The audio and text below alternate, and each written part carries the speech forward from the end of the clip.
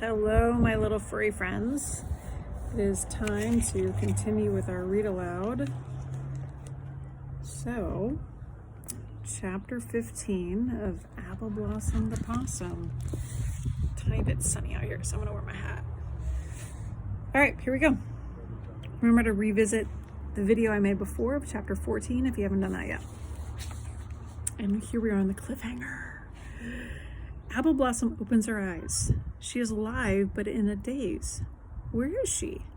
She tries hard to make the world stop spinning as she realizes she is inside a monster house. The little possum's whole body freezes. What will become of her now? Will the large people attack? Will the dog rip her into pieces? Anything is possible. She waits for the assault to begin, but nothing happens.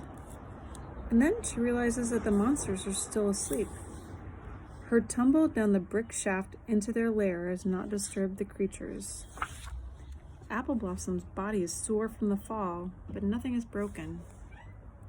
She lifts her arms and tries to climb the sooty brick walls, but there's nothing to grip. No amount of effort will get her up the smooth sides. Apple Blossom turns back to look inside the monster house. She can see all kinds of objects in the shadowy space. Soft-looking nests where the people sit when they stare at their magic light box. It is now also asleep. She is afraid of that box, and she wants to stay as far away as possible.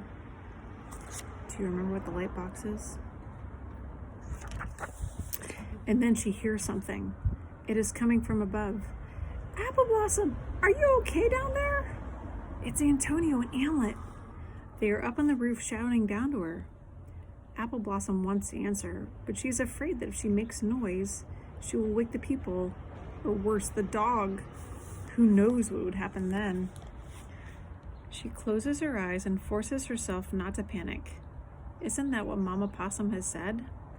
Don't panic when you have stage fright. Well, where is Mama now? What would Mama Possum do in this situation? How should she act? They never rehearse being trapped in a monster house. She decides to act brave and confident. Trying out a line, Apple Blossom whispers, "If there is a way in, then there has to be a way out." She's not sure what that means, but she says it a second time anyway, but with more feeling. And then she starts to move. She stays along the edge of the walls. It doesn't take long before she works her way around the largest space in the house. She finds no way out. Up ahead is another area. She can see that this is where the people keep their food. They store more things than squirrels. Is it possible that the light boxes are telling the monsters to be hoarders? It certainly looks that way. High above on ledges, she sees cartons that her nose tells her contain edible things. She spots apples in a bowl, and they're not rotten. She sees bananas, and they're yellow and full, not brown with empty skins. She smells coffee and chocolate and bread and crackers and nuts. And then her nose twitches as it detects something more overpowering than the smell of cinnamon and pepper and olive oil. She smells a dog. And then she sees him, but he's in a trap.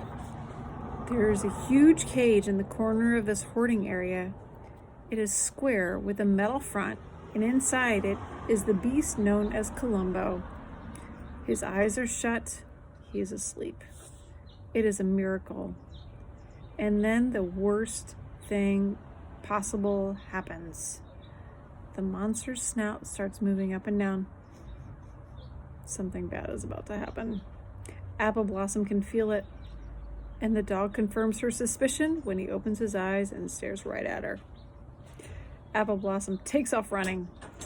In the trap, the dog gets to his feet and barks as loud as anything the possum has ever heard. The noise is angry and so frightening. But then a light goes on in another part of the house, and Apple Blossom hears the sound of the people moving. And somehow that is even scarier than the villainous dog. End of the chapter. Stay tuned for chapter 16.